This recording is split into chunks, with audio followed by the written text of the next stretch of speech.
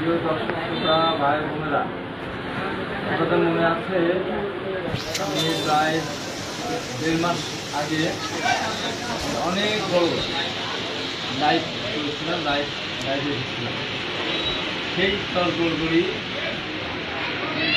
যে এলাকায় আমি দুষ্কৃতিকারীরা প্রায় 168টি ঘর তছনছ করে দিয়েছিলেন, এখন তার জন্য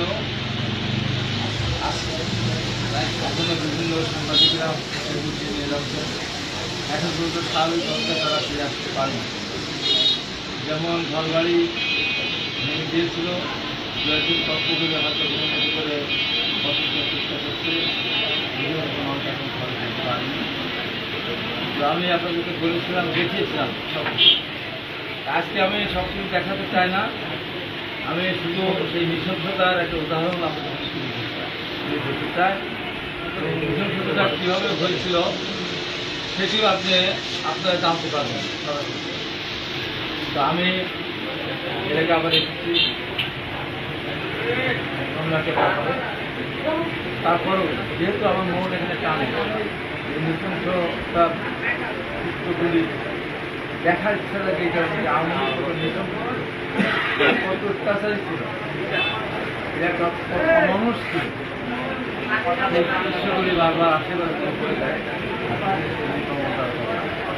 তারই একটা উদাহরণ, আমার পাশে বসে আছে, এই যে একটা হাত নেই, ওই আওয়ামী সন্ত্রাসীরা 1 কিলোমিটার দূর থেকে তারা প্রস্তুতি নিয়ে তার হাত দিয়ে, ছুরির হাত দিয়ে পাড়ার মধ্যে ঢুকে মেয়েদেরকে মারধর করা শুরু।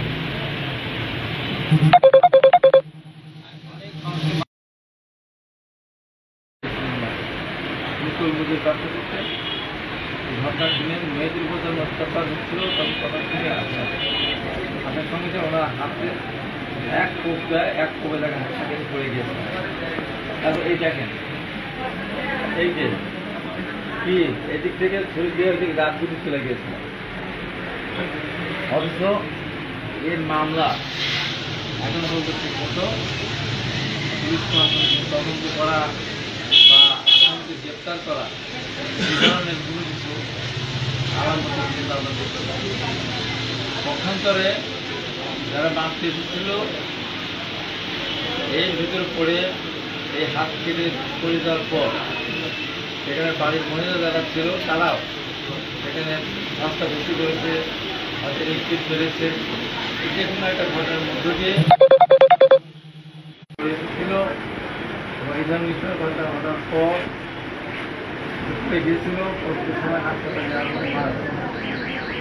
প্রশ্ন হলো, রাস্তায় চলতে চলতে তাকে মেরে ফেলে, তার যে মেরে ফেলে তাকে বেশি সাব্যস্ত করা যায়, কিন্তু কারোর বাড়ির উপর এসে যদি কেউ মারতে এসে মারা যায়, তার যে মারতে আসে এসে মারা যায় তার দোষ।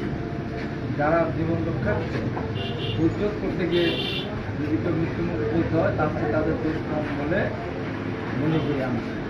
আইনের দৃষ্টিতে হয়তো হত্যাকাণ্ড অপরাধটা বেশি, হত্যাকাণ্ডের চেয়ে নৃশংসতা ঘটনা। এবং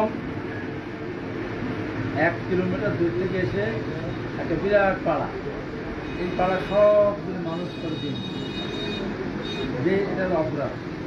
এবং এদের মধ্যে একটা পরিবার আছে, আমার আপন খালাতো ভাই, আমার খালুর বাড়ি, আমার খালাতো ভাই পাবনা জেলা হপার এখনও সে জেলখানায় আছে।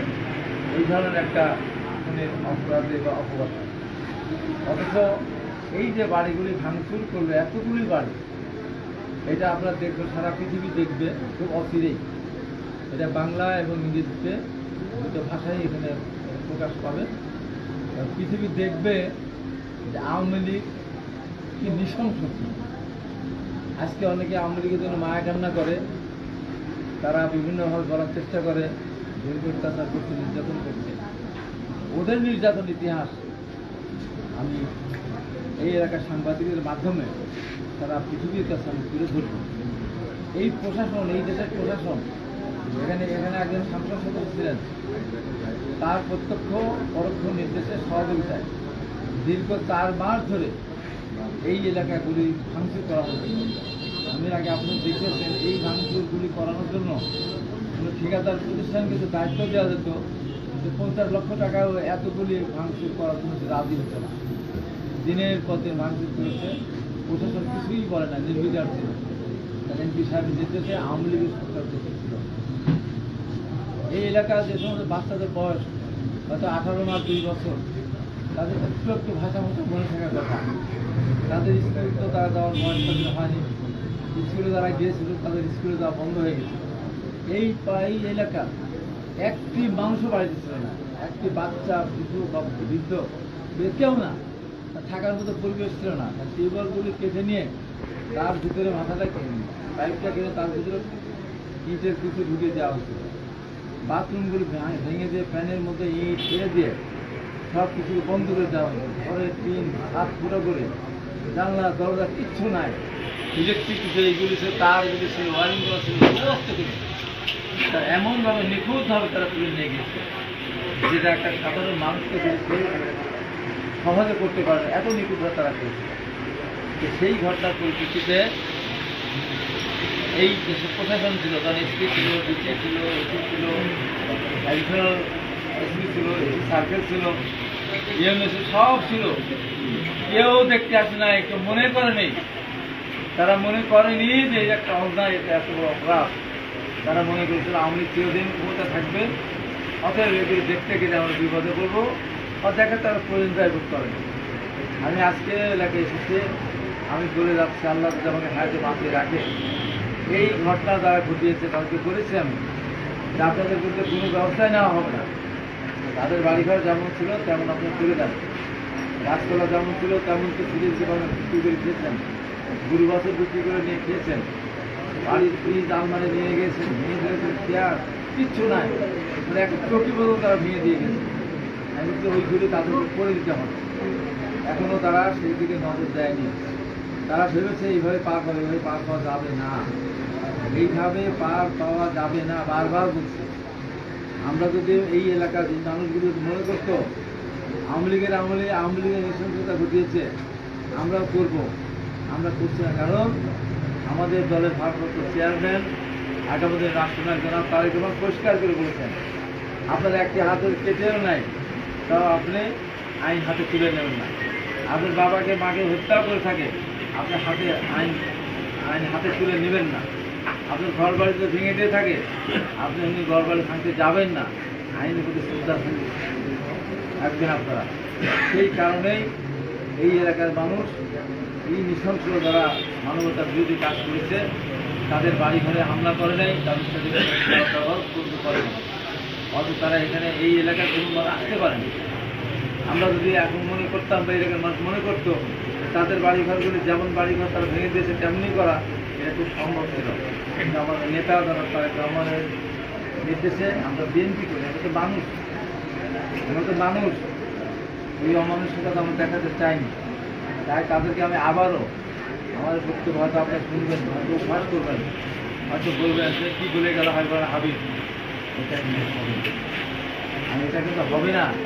আমি সরকার প্রথমে ব্যাপারেও বারবার যখন বলতাম, অনেকে বলতো যে হাবিব এটা কী বলে, এটা হবে না, এবারও বলেছিলাম যে সরকার বিরাটের পর সরকার অনেক শক্তিশালী সরকার ছিল, তার সব কিছু ছিল, কিন্তু থাকতে পারেনি।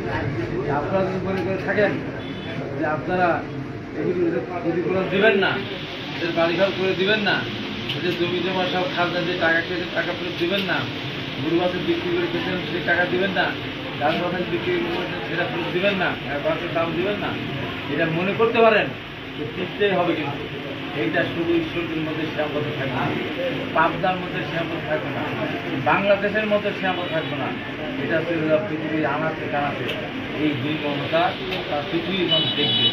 অতএব এর বিচার হতেই হবে। তাই আমি আজকে যাকে যার হাতটা কেটে দিয়েছে তার মুখ থেকে আপনারা কিছু শুধু ঘটনা আপনারা করেন যে নৃশংসভাবে তার হাতটা কেটে ফেলা হয়েছে।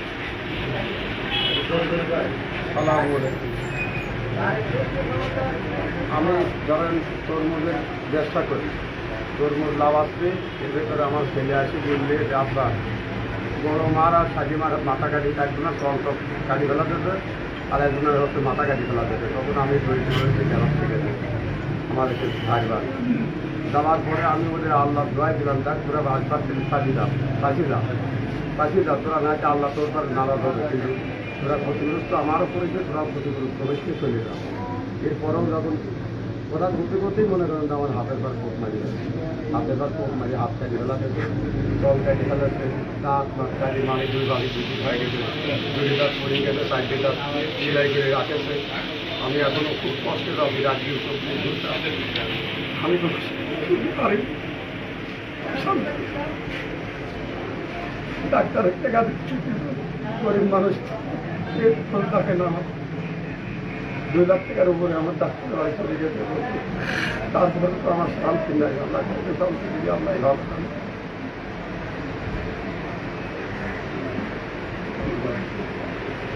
আপনারা দেখলেন, এই হলো বাস্তবতা। এই ছিল বিগত ফ্যাসিস্ট সরকারের কর্মী বাহিনী বা নেতা কর্মীদের অত্যাচারের নিয়ম। এখানে প্রশাসন বলতে আওয়ামী লীগ, সব কিছু ছিল আওয়ামী লীগ। আওয়ামী লীগের এই দুর্বৃত্তরা এই কাজগুলি করেছে নির্বিবাদে, প্রশাসন নির্বিকার ছিল বলে। তাই আমি বিচার চাই, উনিও বিচার চান। আমরা এমন কিছু চাই না। আমরা আওয়ামী লীগ যে কাজটি করেছে, আমরা সেই কাজটি করতে চাই না। আমরা আইনের শাসন প্রতিষ্ঠা করতে চাই। আমাদের নেতা জনাব তারেক রহমানের প্রতীক্ষায় বাংলাদেশ, আমরাও তার প্রতীক্ষায় আছি। ইনশাআল্লাহ উনি আমাদের মাঝে ফিরে আসবেন। দেশনেত্রী বেগম খালেদা জিয়াও আল্লাহ রহমতে অনতি বিলম্বে বিভিন্ন চিকিৎসা নিয়ে আমাদের মাঝে ফিরে আসবেন এবং এই দেশের মানুষের সমর্থনে আগামী দিনে বিএনপি জোট রাষ্ট্রীয় ক্ষমতা যাবে। দেশনেত্রী বেগম খালেদা জিয়া দেশ সেবার সুযোগ পাবেন ইনশাআল্লাহ। আমাদের প্রিয় নেতা জনাব তারেক রহমান দেশে ফিরে আসবেন। আগামী দিনে এই দেশ পরিচালনা করবেন। আমি বিশ্বাস করি একমাত্র তারেক রহমানের পক্ষেই এই দেশকে একটা আধুনিক কৃষি নির্ভরশীল এবং আধুনিক শিল্প নির্ভরশীল দেশ হিসেবে বিশ্বের মাথা থেকে দাঁড় করানো সম্ভব একমাত্র তারেক রহমানের পক্ষেই। প্রতীক্ষায় আপনারা দোয়া করবেন এবং তারেক রহমান যেন সুস্থ ছিল।